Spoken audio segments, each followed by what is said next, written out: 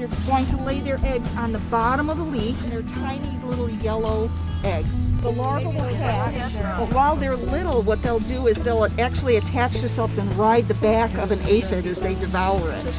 The larva will attach itself and eat it, and then as it grows, it can tackle bigger aphids. What's really neat about the ladybugs also is you can teach a whole life cycle with them, because they do go through the metamorphosis just like the butterflies do.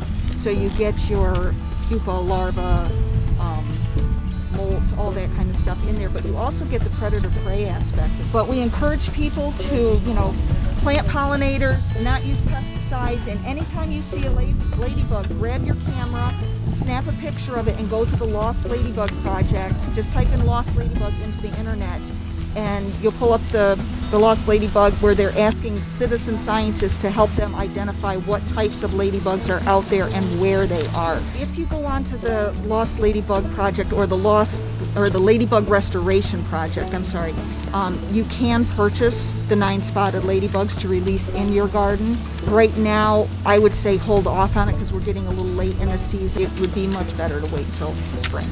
And if teachers are interested, please give me a call because I'd love to come do a project with you.